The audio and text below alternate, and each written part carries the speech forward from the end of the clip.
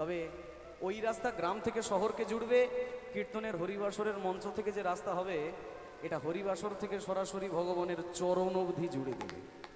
এখন আপনার বিষয়, আপনি কোন রাস্তায় চলবেন। মহাজনস্যু গতস্যু পন্থা। রাধে রাধে। হরি কথা বা কৃষ্ণ কথা শোনা মানে গঙ্গায় গোতা লাগানো। প্রথমে আরেকটা কথা বলবো, আমাদের দেশ ভারতের মধ্যে একটা খুব প্রসিদ্ধ শহর আছে জানেন, লখনৌ শহর। বাঙালিদের খুব একটা বসবাস নেই বললেই চলে। ওইখানে প্রত্যেকটা রেল স্টেশন আর এয়ারপোর্টে হিন্দিতে ছোট্ট করে একটা প্যাম্পলেট লেখা থাকে প্রত্যেকটা রেল স্টেশনে। এই যেমন প্রত্যেকটা হরিবাসর যেখানেই কীর্তন হয় সব জায়গায় লেখা থাকে না, হরে কৃষ্ণ, সব জায়গায় লেখা থাকে। তা লখনৌ শহরের একটা নিয়ম, সব জায়গায় রেল স্টেশন এয়ারপোর্টে লেখা আছে প্যাম্পলেটে ছোট্ট আকারে, মুস্কুরাইয়ে কিউকি আপ লখনৌ শহর মে হো। এটার বাংলাটা হচ্ছে, আপনি হাসি খুশি থাকুন কারণ আপনি লখনৌ শহরে এসে পড়েছেন। লখনৌ শহর হাসির শহর, আনন্দের শহর। আমিও ঠিক একইভাবে বলবো, আপনারাও আনন্দে থাকুন, হাসি খুশি থাকুন, কারণ আপনারা কীর্তনের হরিবাসরের মঞ্চে এসে পড়েছেন। রাধে রাধে, জয়নিতাই রাধে শ্যাম। প্রেম সে বলো চৈতন্য ভগবান কি। সত্যি কথা বলতে অনেকে বললেন প্রথমবার বলাতে, অনেকে বললেন না, অনেকে এখনো কিন্তু এইরকম ভাবেই আছে, ওসব বলে কি হবে। তাদের জন্য কীর্তন শুরুতেই আমি বলে দিচ্ছি, এই চামড়া যতক্ষণ থাকে টাইট ভগবানের সাথে করে ফাইট। এই যেই চামড়া হয় ঢিল সেই ভগবানের সাথে হয় মিল, নাকি? এই যতক্ষণ না চামড়া ঢিল হবে না ততক্ষণ মিল হবে না। চামড়া টান টান তো, ওই জন্য হরি বলতে দ্বিধা হচ্ছে। সবাই মিলে হাত তুলে বলবো, নিতাই গৌর প্রেমানন্দে হরি বল। হরি বল। রাধে রাধে। চৈতন্য মহাপ্রভুর হাত দুটো কেমন একটু করে দেখান তো সবাই। সবাই। একজন জিজ্ঞেস করছে, এতক্ষণ হাত তুলে রাখো কষ্ট হয় না? যদি আমাকে কেউ জিজ্ঞেস করে, দাদা সুমন ভাই 4 ঘন্টা দাঁড়িয়ে কীর্তন করো, কষ্ট হয় না? হ্যাঁ হয়। চৈতন্য মহাপ্রভু বলছে কষ্ট হয় হাত তুলতে, তা কি করব? তোরা তুলছিস না ওই জন্য আমাকে হাত তুলতে হচ্ছে। এক কাজ কর, তোরা হাত তোল, তারপর আমি হাতটা না হয় নামাই, একটু শান্তি পাই। ভক্তরা সবাই হাত তুলে দিয়েছে। এখন আমার প্রশ্ন হচ্ছে, আপনারা হাত তুলবেন? তুলুন। ভক্তরা সবাই হাত তুলে দিয়েছে, চৈতন্য মহাপ্রভু তাও হাত নামায়েন। আরে আপনাদের বলছি না, আপনারা তোলেন। বলি আগরতলার বোঝে চৌকির তলা। সবাই হাত তোলেন। ভক্তরা সব হাত তুলে দিয়েছে, চৈতন্য মহাপ্রভু তাও হাত নামাচ্ছে না। কি ব্যাপার, নামাচ্ছ না কেন? নামাও। চৈতন্য তাও হাত নামায় না, তুলেই আছে। ভগবান বলছে, তোরা তুললে কি হবে, তোদের পেছনে যারা আছে, না না আপনাদের বলছি না, আপনারা বসেন। তোদের পেছনে যারা আছে কই, তারা তো হাত তোলে না, সামনের গুলো তুললো। পেছন বলতে মহাপ্রভু বলছেন, আমায় দেখে আমার প্রজন্ম হাত তুললো, হরি বলল। আমি চলে যাওয়ার পর আমার পরের প্রজন্ম যদি হাত না তোলে, হরি বল না বলে, চির জন্ম জন্মার্জিত ভাবে আমি তাই হাত তোলা গৌর হরি হয়ে দাঁড়িয়ে আছি। যদি সবাই আমাকে দেখে, আমার প্রজন্ম, আমার পরের প্রজন্ম, আগত প্রজন্ম সবাই হাত তুলে হরি বল বলে। আমিও বলবো, হরিনাম কীর্তনে যে বাজাবে তালি, 12 মাস তার জীবনে থাকবে হোলি। হরিনাম কীর্তনে যে দেবে জয় জয় কারা, ভগবান কৃষ্ণ চিরজীবন হবে তার সাহারা। আর হরিনাম কীর্তনে যে তুলবে হাত, চিরজীবন ভগবান কৃষ্ণ তার সঙ্গে থাকবে সাথ। রাধে রাধে, জয় নিতাই। আসুন গৌর কথা মহিমা জানতে জানতে আমরা আমাদের মূল লীলায় প্রবেশ করব। কথা আমি বেশি বলি না, সবাই জানে, গানের জন্যই মানুষ আমাকে চেনে। রাধে রাধে। আজকে একাদশী আছে, কারা কারা করেছেন একটু হাত তোলেন দেখি। আমরাও করেছি, আমাদেরও শরীর অবস্থা খুব খারাপ হয়ে গেছে। আসুন, আমার একটা বিশেষ নিয়ম থাকে, প্রত্যেক একাদশীর দিনে আমি যখন গান গাই, আমার একটা বিশেষভাবে একাদশী মহিমা সংক্রান্ত একটা ভক্তের লীলা আছে, সেইটাই আমি আবারও আপনাদেরকে শোনাবো, যে কিভাবে একাদশীর দিন অন্ন ভক্ষণ করে, মানে ভাত খেয়ে ভগবানের চরণ পাওয়া যায়। আজকে আপনারা যেটা জানেন, অনেক কিছু উল্টে পাল্টে যেতে পারে, তারপরেও যেন দ্বিধাদ্বন্দ্ব না হয় কৃষ্ণ মহিমার উপরে। আমাদের আজকের আলোচিত বিশেষ এক ভক্তলীলা, বিশেষ এক মাছকে নিয়ে আমাদের লীলা, মাগুর মাছকে নিয়ে আমাদের লীলা। প্রিয় ভক্ত ভগবানের সব থেকে, বিশেষ করে একাদশী ব্রতের জন্য আমাদের আলোচিত আজকের বিষয় ভক্ত প্রিয়ালালজি মহারাজ। বলিয়ে প্রিয়ালাল মহারাজ কি, প্রিয়ালাল মহারাজ কি জয়।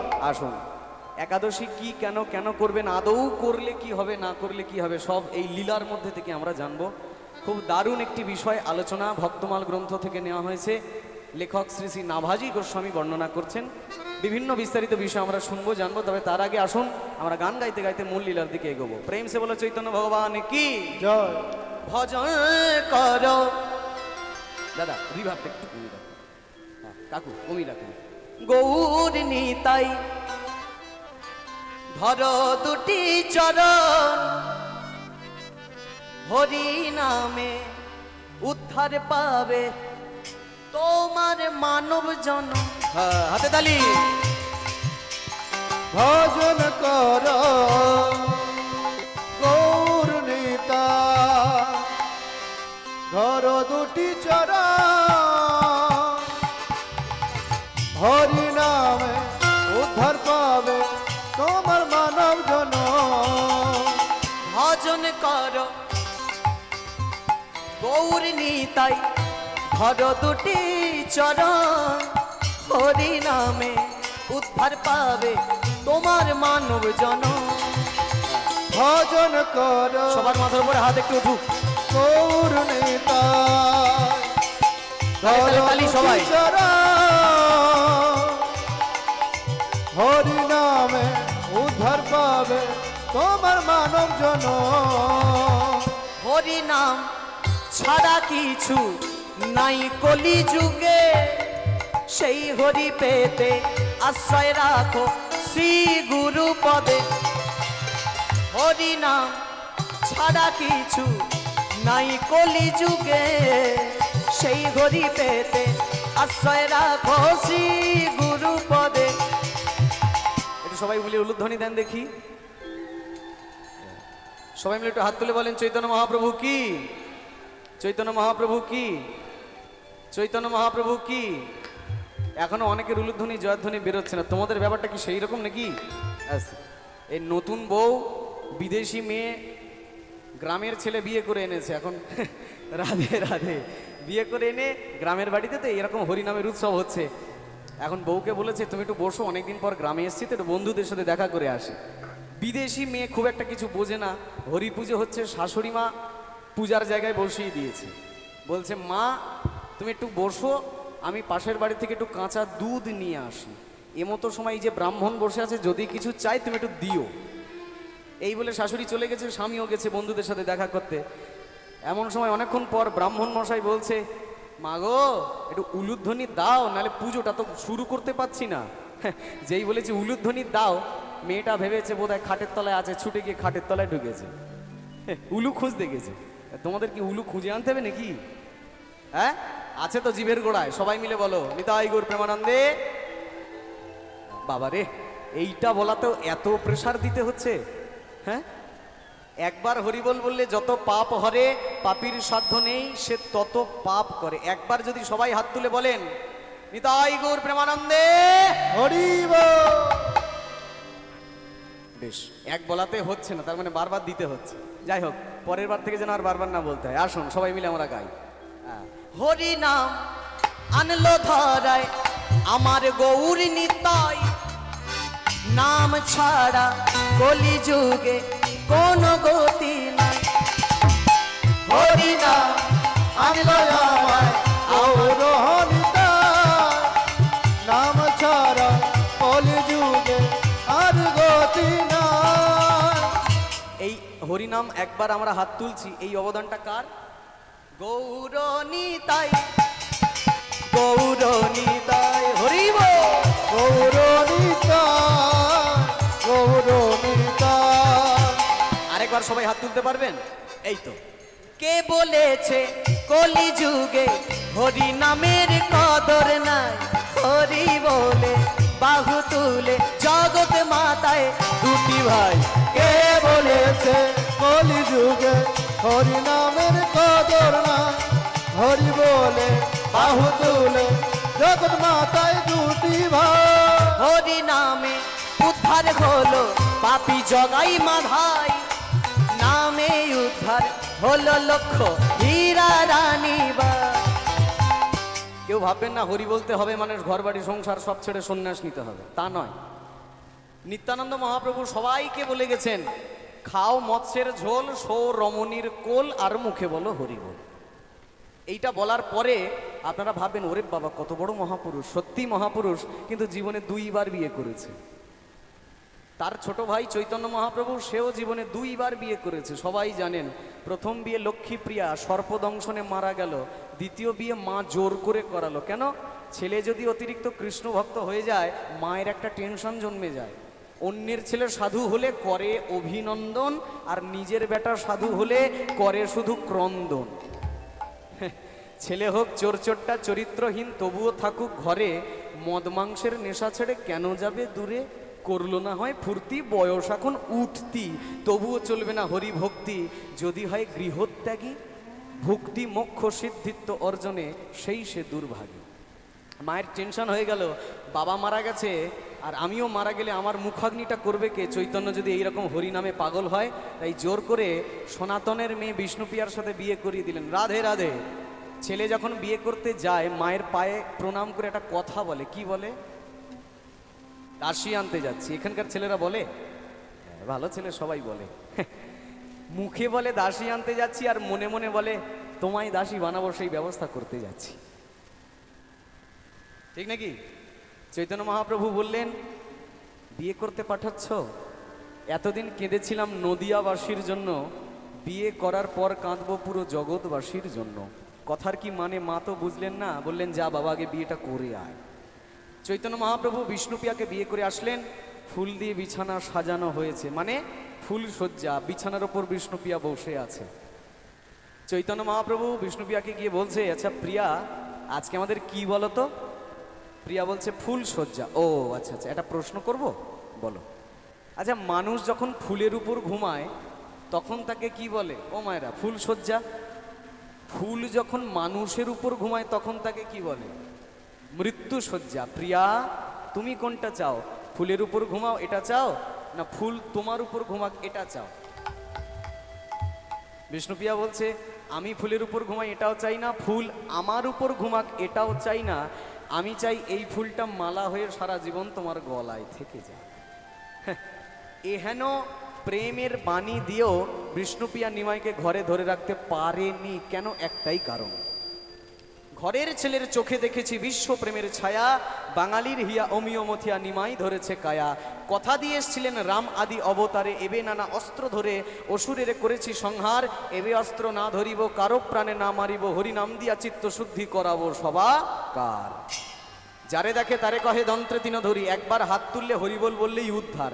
আচ্ছা, একটা প্রশ্ন আসে না, এটা কলিযুগ, এত নোংরা যুগ, তারপরেও একবার হরিবল বললে উদ্ধার হয়ে যায়? ব্যাপারটা এত সোজা? এটা কেমন নোংরা কলিযুগ যদি বলি। বিদেশি বৌমা শ্বশুরের হাঁটুতে প্রণাম করছে বিয়ে হয়ে আসার পর। শ্বশুর জিজ্ঞেস করছে, হ্যাঁ রে, নোখ আমার পায়ে জানি, হাঁটুতে কবে নোখ জন্মালো? এ হেন নোংরা কলিযুগ, তারপরেও কলিযুগ সবার সেরা। কারণ একটাই, খুব মন দিয়ে শোনেন। রাধে রাধে। পঞ্চপাণ্ডব সাক্ষাৎ ভগবান কৃষ্ণকে বলছে, তুমিও কলিযুগে যাবে, আমরাও যাব, নবরূপে নব কলেবরে নব অবতারে। কিন্তু কলিযুগ যা ব্যাপারে যা শুনতে পাচ্ছি, এই যুগটা খুব একটা ভালো নয়। যদি তুমি বলো এই কলিযুগের গতিগুলো কি হয়, আমরা একটু বুঝে শুনে যেতে পারি। কি? আমাদেরকে যখন গানের বায়না করে কীর্তনের জন্য, আমরা জিজ্ঞেস করি আগে পরে কে শিল্পী, কোন শিল্পী গেয়েছে, কোনো ভালো শিল্পী গেয়েছে নাকি এদিক ওদিক টুকটাক গ্রামের ছেলেপুলি নেওয়া হয়, আসর কেমন, ভালো তো, মানুষ শুনবে তো, নাকি ডিস্টার্ব, হ্যান ত্যান টুকটাক শুনতে হয় তো।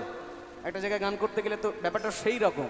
কলিযুগে যাব, কলিযুগটা কেমন যদি একটু পরিষ্কার করে বলো। রাধে রাধে। ভগবান কৃষ্ণ বলেন, আমি এখন মুখে কিছু বলছি না পঞ্চপাণ্ডব, তোমরা 5 ভাই জঙ্গলের 5টা দিকে চলে যাও, আমার দিকে খুব মন দিয়ে শোনেন।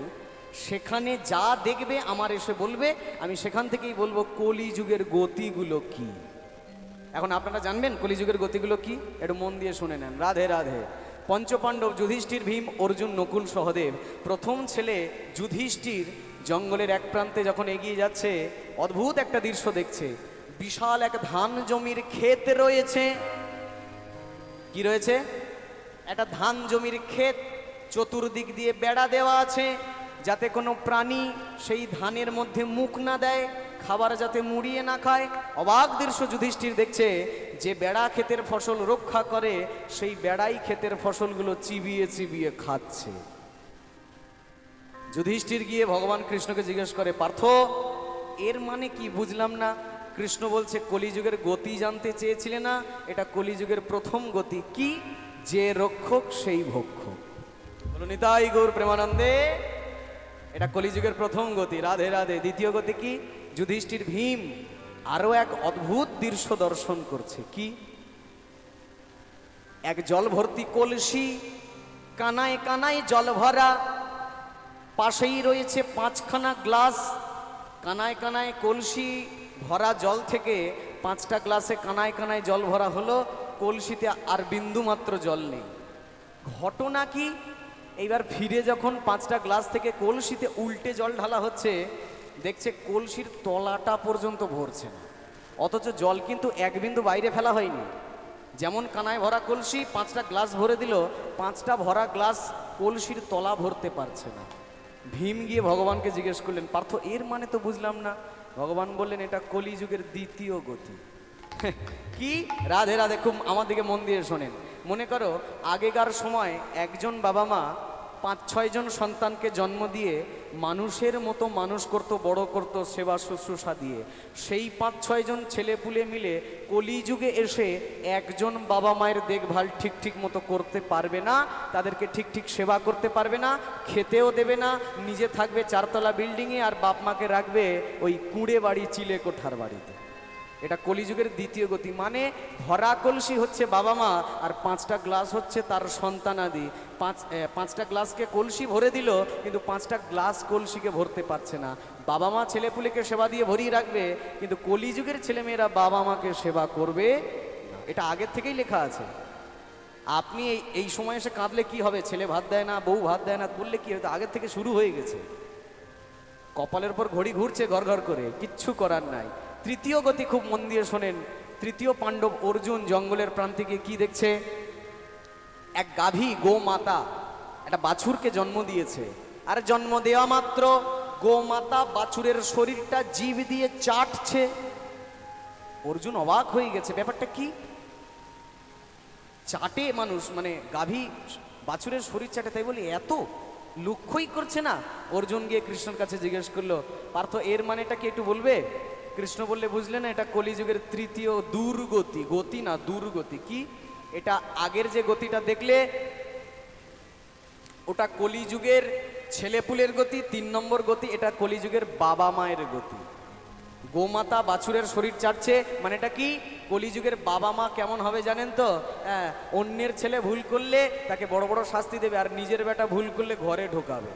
অন্যেরটা হলে বেশি বেশি করে প্রকাশ করবে, আর নিজের ছেলের পুলের ভুল হলে গায়ে মাথায় হাত বুলিয়ে বুলিয়ে আদর দিতে দিতে ওই বাছুর যেমন চাটছে গোমাতা, ছেলেপুলের মাথায় হাত বুলাতে বুলাতে বুলাতে কলিযুগের বাবা মায়েরা ছেলেপুলেদেরকে বাঁদর তৈরি করবে। এটা কলিযুগের তৃতীয় গতি। 4 নম্বর গতি, জয় নিতাই। যুধিষ্ঠির ভীম অর্জুন নকুল কি দেখছে? আরো এক অদ্ভুত দৃশ্য। 5টা কুয়া রয়েছে। এখন আগেকার দিনে হতো, এখানে নেই যদিও, এখন তো সব আধুনিক দুনিয়া। 4টে কুয়ায় জল ভরা, মাঝের কুয়ায় বিন্দু মাত্র জল নেই। নকুল ভাবছে 4টে কুয়ায় যদি জল ভরা, তাহলে মাঝের কুয়ায় জল ফাঁকা থাকবে কেন? তলায় দেখছে এক বিন্দু জল নেই। ভগবানের কাছে ছুটলেন, এর মানে তো একেবারে মাথায় ঢুকছে না। ভগবান বললেন, খুব মন দিয়ে শোনো, এটা একটু কঠিন ব্যাপার, আপনারা একটু মন দিয়ে শোনেন। যে কুয়াগুলো পাশাপাশি ছিল 5টা, সেইটা ধরো মানব দেহের উপর নিচ। প্রথম কুয়া মাথা, দ্বিতীয় কুয়া বদন, তৃতীয় কুয়া বুক মানে হৃদয়, 4 নম্বর কুয়া হচ্ছে লিঙ্গমূল, আর 5 নম্বর কুয়া হচ্ছে চরণতল। লক্ষণীয় বিষয়, সমানে সমানে ফেললে মাঝের কুয়ায় জল ছিল না, ওইটা হিসেব করলে 3 নম্বর কুয়া, তাই না? সেইটাই হিসেব করলে ওপর নিচ 1, 2 আর 3, মানে 3 নম্বর কুয়াটা হচ্ছে হৃদয়। রাধে রাধে। কলিযুগের মানুষ ছেলেপুলের বার্থডে সেরিমনি, জন্মদিনের উৎসব, বিয়ের উৎসব, অন্নপ্রাশনে কোটি কোটি টাকা খরচা করবে, হরিনামের চাঁদা চাইতে গেলে ছেঁড়া 10 টাকার নোট ধরিয়ে দেবে। মানেটা কি? আখেরে ওই যে 4টে কুয়ায় জল ভরা, মাঝের কুয়ায় জল নেই, কলিযুগের মানুষ আমার ছেলে, আমার মেয়ে, আমার পরিবার, আমার টাকা, আমার আমার করে খুব কাঁদবে, কৃষ্ণ বলে তাদের চোখে বিন্দুমাত্র জল ঝরবে না। তাই হৃদয় কুয়া তথা 3 নম্বর কুয়া একেবারে ফাঁকা। রাধে রাধে। 5 নম্বর তথ্য খুব মহা ঔষধের মতো কাজ করবে, মন দিয়ে শুনে নেন। যুধিষ্ঠির, ভীম, অর্জুন, নকুল, সহদেব, 5 নম্বর পাণ্ডব দেখছে কি জঙ্গলের প্রান্ত দিয়ে যখন হেঁটে হেঁটে যাচ্ছে, এক বিশাল পর্বতের গা বেয়ে একটা বিশাল গোলাকার পাথরের চাই দ্রুত বেগে মাটির দিকে নেমে আসছে। যে নেমে আসছে এত বিশাল পাথরের চাই কোনো কিছুতে বাধা মানছে না। কিন্তু হঠাৎ দেখা গেল, রাধে রাধে, বিশাল পাথরের চাই নিচের দিকে নামতে নামতে ছোট্ট একটা চারা গাছে আটকে গেছে। ছোট্ট একটা চারা গাছে আটকে গিয়ে একবার ওইখানেই থমকে দাঁড়িয়ে গেছে। সহদেব ভাবছে, যে পাথর কোনো কিছুতে বাদ মানলো না, সেই পাথর সামান্য চারা গাছে আটকে গেল, ব্যাপারটা কি? কৃষ্ণের কাছে গিয়ে জিজ্ঞেস করে, কৃষ্ণ এর মানে কি? কৃষ্ণ বলে, শোনো শোনো ভাই,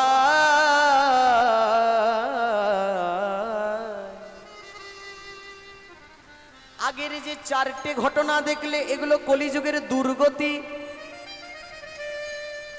আর 5মতম যে ঘটনাটা দেখলে এই 4টে দুর্গতি থেকে মুক্তি পাওয়ার একটা মাত্র উপায় কি? বিশাল পাথরের চাই পর্বতের গাবে মাটির দিকে নামছে, ওই পাথরের চাইটা হচ্ছে কলিযুগের মানুষের খারাপ কর্ম। কলিযুগের মানুষেরা কুকর্ম, আকর্ম, চুরি, ডাকাতি, মারামারি, খুনোখুনি করতে করতে নিচের দিকে নামবে, মানে নরকের দিকে যাবে। যেমন পাথরের চাইটা নিচের দিকে নামছিল, এটা কলিযুগের মানুষের কর্ম করতে করতে নিচের দিকে নামবে। নামতে নামতে চারা গাছে আটকে গেল। রাধে রাধে। সারা জীবন অপরাধ করে, পাপ তাপ করে জীবদ্দশায় কেউ একবার যদি ভয়ে হোক, ভক্তিতে হোক, কেউ যদি বলে জয় নিতাই, রাধে শ্যাম, জয় শ্রীকৃষ্ণ, রাধে রাধে, তার ওই একবার হরিবোল বলাতে ওই হরিনাম রূপী চারা গাছে ওই পাথর রূপী পাপ সব আটকে যাবে, তার মানব জন্মটা উদ্ধার পাবে, তাকে আর দ্বিতীয়বার মনুষ্যকুলে ফিরে আসা লাগবে না। নিতাই গৌর প্রেমানন্দে হরিব। এটা কলিযুগের গতি, একবার হরি বললেই উদ্ধার। বলে রে বদন, বলে রে বদন, সুধা মাখা হরিনাম, হরিনাম, রে বদন, হাতে তালি, বল রে বদন, সুধা মাখা কৃষ্ণ নাম। বলে রে বদন, বলে রে বদন, সুধা মাখা কৃষ্ণ নাম। বল রে বদন, বল রে বদন, সুধা মাখা কৃষ্ণ নাম। বল রে বদন, বল রে বদন, সুধা মাখা কৃষ্ণ নাম।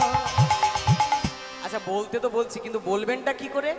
প্রতি নিঃশ্বাসে, দৃঢ় বিশ্বাসে, বদনে বলো হরিনাম।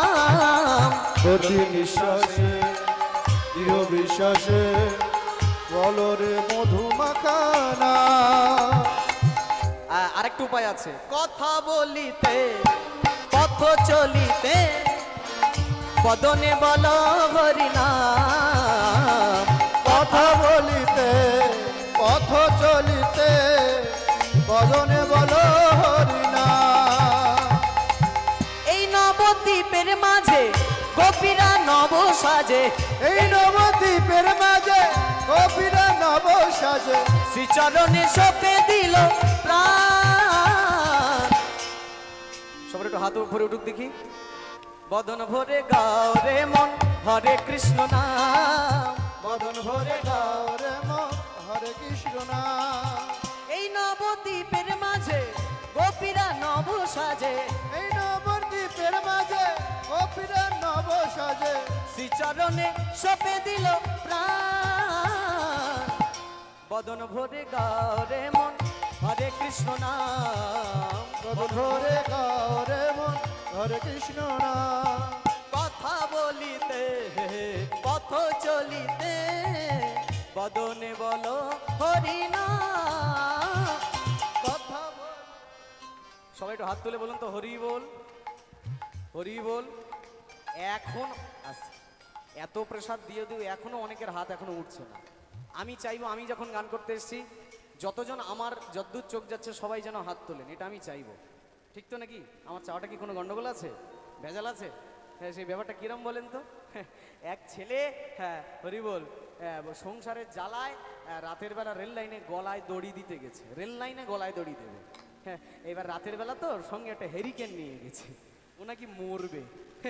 সঙ্গে আবার একটা সাইড ব্যাগ, তার মধ্যে খানচারেক রুটি আর একটু ঘুগনি নিয়েছে। হ্যাঁ, আবার সঙ্গে বিড়ি দেশলাই নিতে ভোলেনি, হ্যাঁ, আবার সঙ্গে একটা মোবাইল ফোন। রাতের বেলা রেল স্টেশনের ওপর পাঁইচারি মারছে। এবার রেল মাস্টার দেখতে পেয়েছে, এ ভাই এত রাতে কি করছিস এখানে ঘোরাঘুরি করছিস, থ্রু ট্রেন গিয়ে তো মেরে দেবে, তুমি জানো না আমি মরবো। হ্যাঁ মরবি? হ্যাঁ মরবো। সত্যি মরবি? হ্যাঁ মরবো। তা হেরিকেন নিয়ে এইছিস কেন? বলে রাতের বেলা তো সাপে টাপে যদি কামড়ায় ওই জন্য ভয় করে, ও নাকি মরবে। হ্যাঁ, আবার দেখে সাইড ব্যাগ, এ খোকা সাইড ব্যাগ খুলে দেখে রুটি আর ঘুগনি ভরা। হ্যাঁ রে, রুটি ঘুগনি, বলে বুঝলে না খিদে লাগলে খেয়ে নিতে হবে না, ও নাকি মরবে। আবার দেখে আরে বিড়ি এনেছিস কেন রা? রাধে রাধে, বলে এটা না হলে হবে না, বিড়ি তো স্বর্গের সিঁড়ি। আবার দেখে মোবাইল ফোন, মৃত্যুপথ যাত্রীর হাতে কোনোদিন মোবাইল ফোন থাকে? বলে মোবাইল এনেছিস কেন? হ্যাঁ, বলে মাঝে মাঝে বউকে মিস কল দেবে। কি বলবে? হ্যাঁ, এ বউ আমি মরে যাচ্ছি, এইটা মাঝে মাঝে বউকে বলবে। যার সত্যি সত্যি মরণ দরকার তার এত সরঞ্জামের দরকার নাকি? এক কাপড়ে সে বাড়ির থেকে বেরিয়ে যায় না। যদি মরণ দরকার হয়, সত্যি সত্যি যার কৃষ্ণ ভক্তি দরকার, কৃষ্ণ কৃপা দরকার, তাদেরকে এতবার করে বলতে হয় জয়ধ্বনি উলুধ্বনি দাও, হাত তোলো, নিতাই গৌর হরিবোল বলো। কি আমার গল্প মিলল? যদি মিললে একটু সবাই মিলে হাত তোলেন, বলো নিতাই গৌর প্রেমানন্দে হরি বল। এই কথা শোনার পরও যারা হাত তুললেন না, নির্লজ্জের মতো বসে আছেন, তাদেরকে বিশেষ ধন্যবাদ। আর এই অপমান সহ্য করার পরও যারা হাত তুললেন না, তাদের আরো ধন্যবাদ। কথা বলিতে, হ্যাঁ পথ চলিতে, বদনে বলো হরিনা, কথা বলিতে উলুধ্বনি হরিব, পথ চলিতে বদনে বলো হরিনাম। এই নবদ্বীপের মাঝে গোপীরা নব সাজে, এই নবদ্বীপের মাঝে গোপীরা নব সাজে, শ্রীচরণে সপে দিল প্রাণ, বদন ভরে গাও রে মন হরে কৃষ্ণ নাম, বদন ভরে গাও যে মন হরে কৃষ্ণ নাম, বদন ভরে গাও রে মন হরে কৃষ্ণ নাম, বদন ভরে গাও রে মন হরে কৃষ্ণ নাম। এইবার আপনারা সামলান, আপনাদের দিকে যাচ্ছে, সবাই হাত তুলে বলেন হরে কৃষ্ণ কৃষ্ণ কৃষ্ণ হরে হরে। এই তো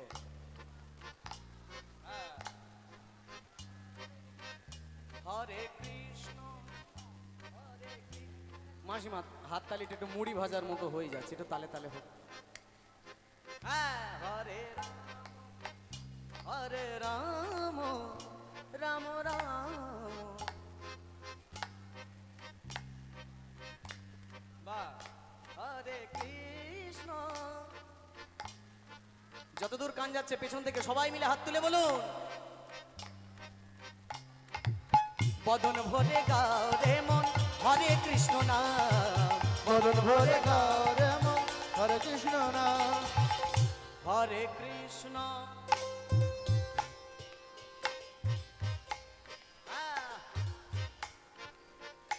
হরে রাম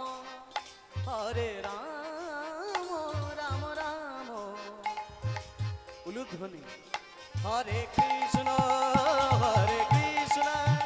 কৃষ্ণ কৃষ্ণ হরে হরে, হরে রাম রাম রাম হরে হরে। পাপি তাপি ছিল যারা নামে উদ্ধার হলো তারা, পাপি দাবি ছিল যারা নামে উদার হলো তারা, চপল গোপাল জগাই মাধাই হরি নামে মাতোয়ারা, চপল গোপাল জগাই মাধাই হরি নামে মাতোহারা নবদ্বীপে আছে তার প্রমাণ, হায় নবদ্বীপে আছে তার প্রমাণ। বদন ভরে গাও রে মন হরে কৃষ্ণ নাম। বদন ভরে গৌরে মন হরে কৃষ্ণ নাম। আরেকবার আরেকবার হরে কৃষ্ণ কৃষ্ণ কৃষ্ণ হরে হরে।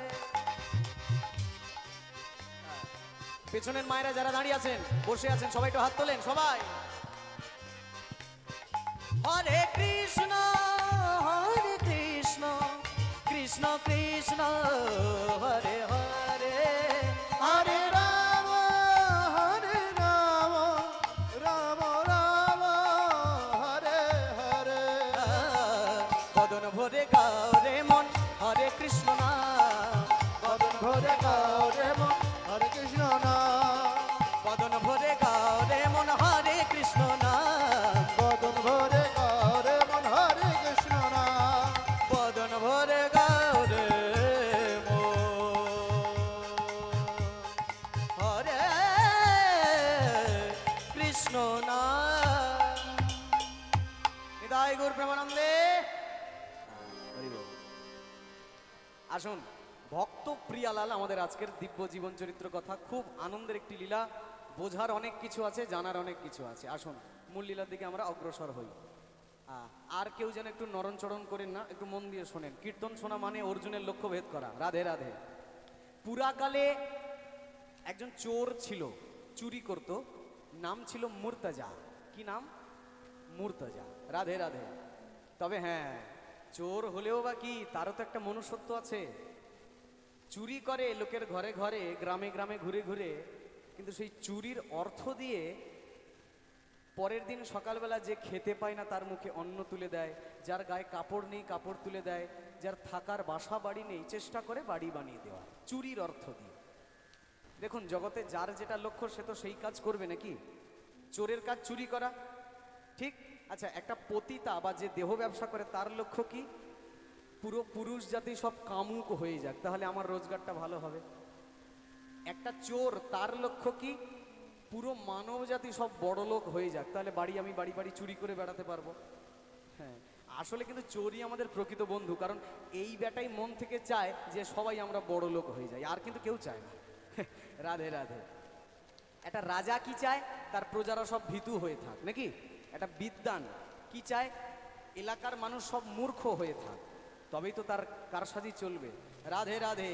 লক্ষ্য মানুষের বিভিন্ন থাকে, চোরের লক্ষ্য চুর করাতে থাকবে, আর অন্য কি থাকবে? শিশুর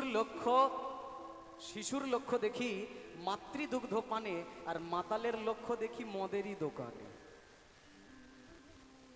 শিশুর লক্ষ্য মাতৃদুগ্ধ পানে, মাতালের লক্ষ্য মদেরই দোকানে, বানরের লক্ষ্য ফলেরই বাগান, শকুনের লক্ষ্য ভাগাড়ের সন্ধান, শিয়ালের লক্ষ্য মরা নিয়ে টানাটানি, অসতের লক্ষ্য পরনিন্দা সম্মান হানি, সতীর লক্ষ্য পতির চরণ, অসতীর লক্ষ্য কিসে হরিপরের মন।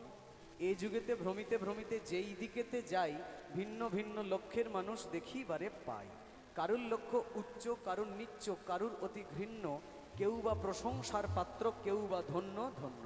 তবে সবার লক্ষ্য মাঝে তার লক্ষ্য শ্রেষ্ঠ জানি, যার পরম লক্ষ্য আমার রাধা গোবিন্দের চরণ দুখানি।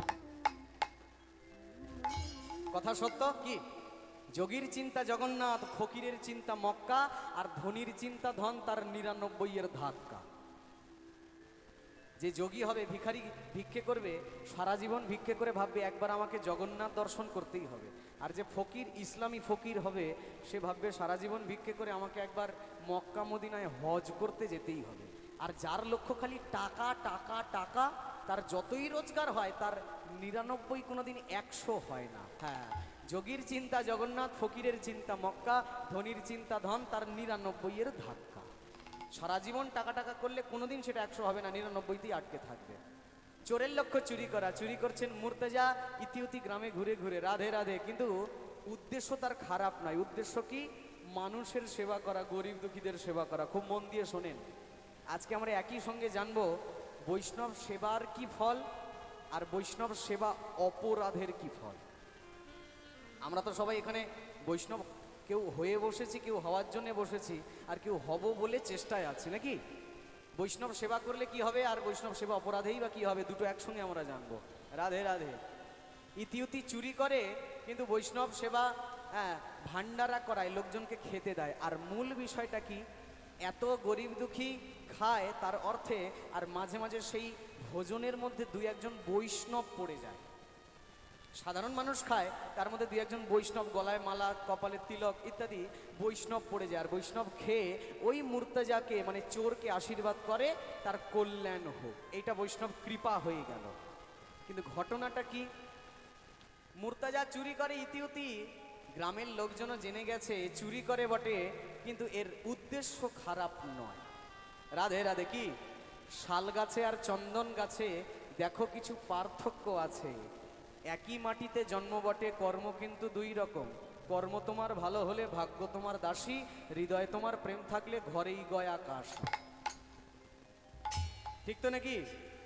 উদ্দেশ্য তার খারাপ নয়। গ্রামের লোকজন জানে যে সেবা করার উদ্দেশ্যে, গ্রামের মানুষদের সেবা করার জন্যই চুরি করে। তাই গ্রামের লোকেরা কি করে, নিজেরা রাতের বেলা করে নিজেদের যত বাড়ির দরজা সব খুলে রাখে।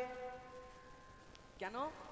যাতে ওই রাতের বেলায় এসে মুর্তজা সবার বাড়ি বাড়ি চুরি করে নিয়ে যেতে পারে।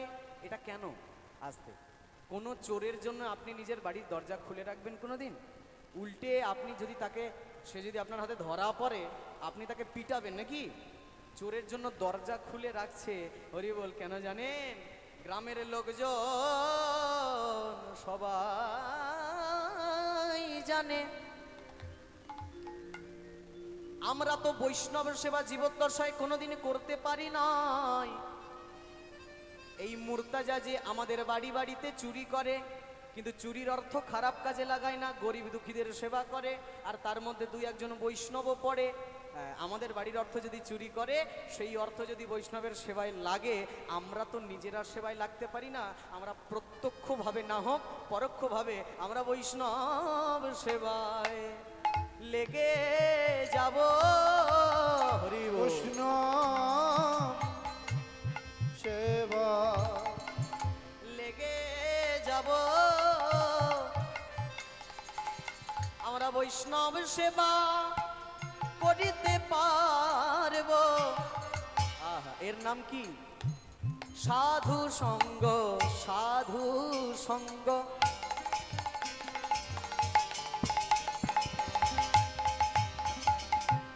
সর্বশাস্ত্রে কয় লবা মাত্র সাধু সঙ্গ, কৃষ্ণ প্রাপ্তি হয়। কৃষ্ণ প্রাপ্তি হয়।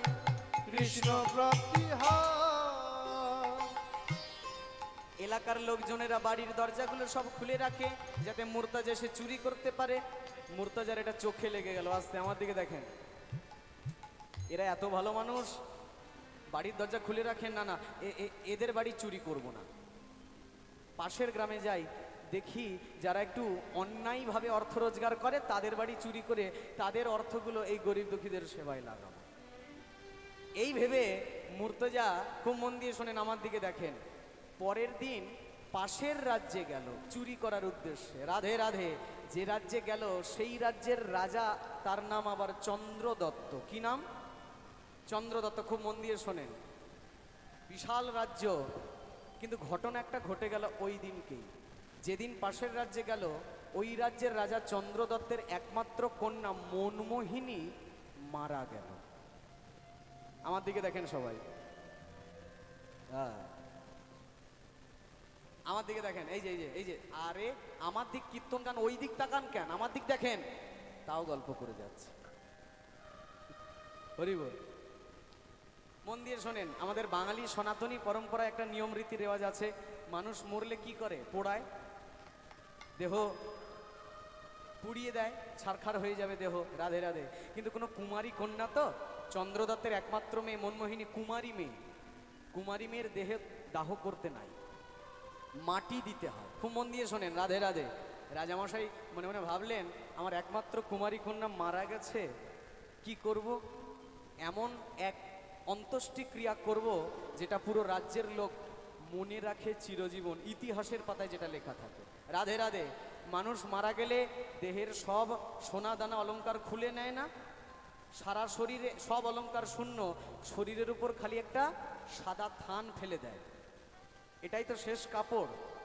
রাজা চন্দ্রদত্ত ভাবলেন, আমার মেয়ের গায়ের যে শেষ কাপড় সাদা থানটা হবে, এটা এমনি হবে না, সোনা দানা মণিমাণিক্য রত্ন হীরা জহরত দিয়ে আমি আলাদাভাবে গাঁথনি করে মেয়ের শরীরের উপরে রাখবো, কারণ এটাই তো আমার মেয়ের শেষ কাপড়। এরপরে তো আর কোনোদিন কাপড় পরতে পারবে না। যখন বেঁচে ছিল কত দামি দামি রত্ন আভূষণের কাপড় পরতো। তাই রাজামশাই এত রত্ন জড়ি জারিক্য মণিমাণিক্য দিয়ে সুন্দর এক সাদা থানের কাপড় তৈরি করলেন। হ্যাঁ, যাকে আমরা বাঙালিরা বলি কফিনের চাদর। রাধে রাধে। এই কফিনের চাদরটা শরীরের উপর ফেলে দেওয়া হলো। হ্যাঁ, এবার চারতলায় কাঁধে করে নিয়ে যাওয়া হচ্ছে, মেয়েটাকে কবর দেওয়া হবে, মাটি দেওয়া হবে। বলো হরি হরি বল, বলো হরি হরি বল, বলো হরি। হরি বল। হ্যাঁ, নিয়ে যাওয়া হচ্ছে যে রাস্তা দিয়ে যাচ্ছে আর কি মেয়েটার শবদেহ। রাধে রাধে। রাস্তার এক পাশেই মুর্তজা দাঁড়িয়ে আছে আর দেখছে, দাঁড়িয়ে দাঁড়িয়ে দেখছে। কি দেখছে? এই যে মেয়েটা যাচ্ছে মরা শরীর, তাকে দেখছে না, শরীরের উপর যে সাদা থান, তার মধ্যে রয়েছে রত্ন মণিমাণিক্য হীরা জহরত সোনা দানা, বিশাল রত্ন আভূষণ দিয়ে সাদা থানটা গাঁথা। মুর্তজা ভাবছে, এই কাপড়টা যদি একবার হাতে পাই, যা রত্ন আভূষণ আছে বিক্রি বাটা করে যা অর্থ পাবো, বহুদিন ধরে আমি গরিব দুঃখীদের সেবা করতে পারব। যার যেমন লক্ষ্য তার তেমন প্রাপ্য। রাধে রাধে। যেই ভাবনা, কিন্তু মুর্তজা এত লোকের সামনে কি করে কি করবে, চুপচাপ আছে। দেখতে দেখতে গভীর রাত হয়ে গেল। মেয়েটাকে মাটি দিয়ে সবাই নিজের শেষ বেদনা জানিয়ে ঘরে ফিরেছে। আর এমন সময় গভীর রাতে মুর্তজা গিয়ে সেই কবরে মাটি খুঁড়ে খুঁড়ে সেই শবদেহটা টেনে তুলেছে। শবদেহটা টেনে তুলে কফিনের চাদরের ওপর যে কাঁচের ঢাকনা খুলেছে, খুলে যেই না চাদরটা টেনে খুলতে যাবে, কোন এক দৈব মায়া বলে মেয়েটার শরীরে আবার প্রাণ সঞ্চার হয়েছে। মেয়েটা বেঁচে উঠেছে। আর যখনই দেখছে এই রকম একটা ঘটনা ঘটছে, চিৎকার করে বলছে, এই কে তুমি? কে কে কে তুমি? আমি নারী শরীর, তুমি পুরুষ মানুষ, আমার শরীরের শেষ কাপড়টা খুলে নিতে চাও, কি তোমার উদ্দেশ্য? কি করতে চাও? জয় নিতাই মায়েরা। কথা যখন কোনো পুরুষের চরিত্রে এসে দাঁড়ায়, মরা মানুষ বেঁচে উঠলেও অতটা ভয় লাগে না যতটা চরিত্র বাঁচানো দায় হয়ে দাঁড়ায়, নাকি? ভয় পেয়ে গেছে মুর্তজা। কি হলো? মরা শরীরে প্রাণ সঞ্চার শুনেছি, দেখেও নিলাম। হ্যাঁ, এইবার মুর্তজা ভয় পেয়ে বলছে, এই দেখেন, আসলে সেরকম কোনো ব্যাপার না, আমার নাম হচ্ছে মুর্তজা, আমি খুব গরিব, কিন্তু গরিব দুঃখীদের দেখলে আমার মন প্রাণ কাঁদে, তাই তাদেরকে সেবা করতে ইচ্ছা হয়। ভিক্ষা করে আর কতটুকুই বলো সেবা করা যায়, তাই আমি লোকের বাড়িতে বাড়িতে চুরি করি, চুরির অর্থে যা পাই তাই দিয়ে আমি গরিব দুঃখীদের সেবা করি। তোমার শরীরের উপর যে কফিনের চাদর, সোনা দানা রত্ন আভূষণ দিয়ে জড়ানো, মনে মনে ভাবলাম ওই কফিনের চাদরটা যদি একবার পাই, যা রত্ন আছে বিক্রি করে যা অর্থ পাবো, বহুদিন গরিব দুঃখীদের একটু সেবা করতে পারবো। তাই জন্যই আর কি, তুমি আমাকে ভুল বোঝো না, আমার অন্য কোনো উদ্দেশ্য নাই। ইতিমধ্যে কথা চলতে চলতে মনমোহিনীর ঝরঝর করে দুই চোখ বেয়ে জল ঝরে এসছে। ঝরঝর করে আজকে মনমোহিনী কাঁদছে। হ্যাঁ, মুর্তজা, হায় হায় হায়, তুমি এক পুরুষ আর আমার বাবাও এক পুরুষ, জানো তো? আমি রাজার মেয়ে, কিন্তু আমার বাবা তো জীবনে কোনোদিন দান দক্ষিণা দয়া করেনি, তাই দান করার মধ্যে কি আনন্দ আমরা জানি না, দেখিনি। জানো মুর্তজা, আমি মনমোহিনী, আমি যখন বেঁচে ছিলাম বিয়ের জন্য অনেক ভালো ভালো ঘর থেকে সম্বন্ধ আসতো, হ্যাঁ, তবে আমি চাইতাম তোমার মতো একজন কোনো সহজ সরল ছেলে আমার জীবন সঙ্গী হোক।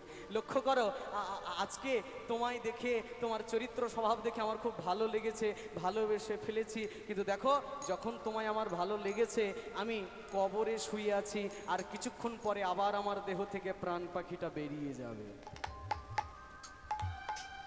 একটা কথা তোমায় বলি মুর্তজা, তোমার এই পরোপকারী মনোভাব আমার যে এত ভালো লেগেছে, আমি তোমাকে বলে বোঝাতে পারছি না। শোনো মুর্তজা, যদি এমন কোনো দিন আসে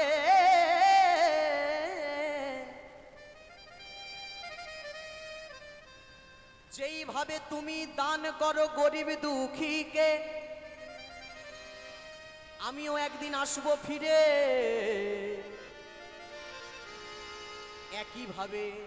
একইভাবে আমিও সেবা করব তোমাকে, বুঝবো অন্যের সেবা করার মাঝে কি আনন্দ আছে। এই জন্মে তো হলো না, পরজন্ম বলে যদি কিছু হয়, সেই জন্মে তুমি হবে আমার স্বামী আর আমি হব তোমার স্ত্রী।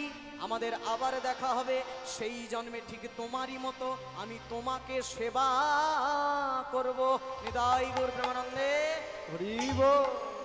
কথা কইতে কইতে মনমোহিনীর দেহ থেকে প্রাণে চলি গেল। প্রেমানন্দে সবাই মিলে হরি হরি বলো। হরি হরি বলো।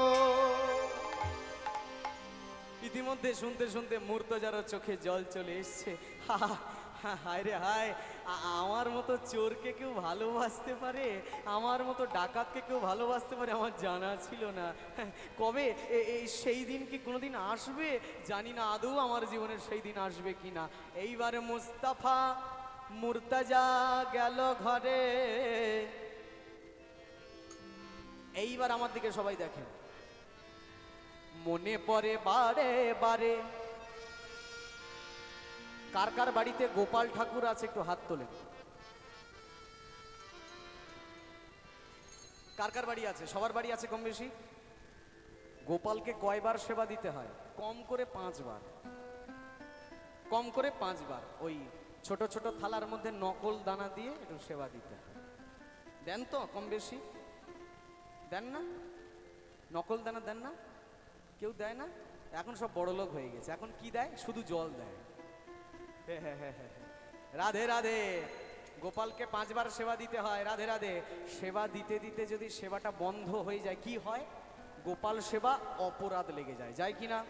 ঠিক তেমনি বৈষ্ণব সেবা আপনি করছেন, করতে করতে করতে করতে যদি সেবাটা বন্ধ হয়ে যায়, একইভাবে বৈষ্ণব সেবা অপরাধ লেগে যায়। ঘটনাটা কি ঘটলো মনে রাখেন। রাধে রাধে। মুর্তজা ঘরে ফিরল, কিন্তু ঘরে ফেরার পর সেই মুখটা বারবার ভেসে উঠছে। এক মৃত রমণীর প্রেমে মশগুল হয়ে রয়েছে মুর্তজা। মুর্তজার আর কোনো কাজে ভালো লাগে না। দিন রজনী সেই মেয়েটার মুখ খালি মনে পড়ছে, মনে পড়ছে কবে সেই দিন আসবে, কবে সেই দিন আসবে যেদিন আমরা একত্র হব। দেখতে দেখতে মুর্তজার চুরি বন্ধ। চুরি বন্ধ মানে দরিদ্র বৈষ্ণব সেবাও বন্ধ। চুরি করবে তারপর তো অর্থ পাবে, সেই অর্থ দিয়ে তারপর তো গরিবদের সেবা করবে, আর সেই গরিবদের মধ্যে 2-4 জন বৈষ্ণব সেবা পাবে। এখন দিনের পর দিন বৈষ্ণবরা যেখানে খাবার খেতে আসতেন, মুর্তজা যেখানে আর কি ভোজন প্রসাদ করাতেন, এসে এসে ফিরে চলে যাচ্ছে। দেখছে মুর্তজার মানে হরি পুজোর প্রসাদ কাউকে পাওয়াচ্ছে না। একটু বৈষ্ণবেরা মনে ক্ষুণ্ণ হচ্ছে। ঘটনা এইখানেই, জীবদ্দশায় একবার যদি হয় বৈষ্ণব অপরাধ, বৈষ্ণব অপরাধ, মহা মহা ভজনেতে পড়ে যায় বাদ। লবণবিহীন যেমন ব্যঞ্জনের স্বাদ। এই মুর্তজার আর কোনো কাজে ভাল লাগে না, চুরি করে না, চুরি বন্ধ মানে বৈষ্ণব সেবাও বন্ধ। আর এতেই মুর্তজার ওপর লেগে গেল বৈষ্ণব সেবা অপরাধ। আগেই বললাম একবারে দুটো জিনিস জানবো, সেবা করার ফল আর সেবা অপরাধের ফল। দেখতে দেখতে ওই মেয়েটার কথা ভাবতে ভাবতে ভাবতেই ভাবতে মনমোহিনীর কথা চিন্তন করতে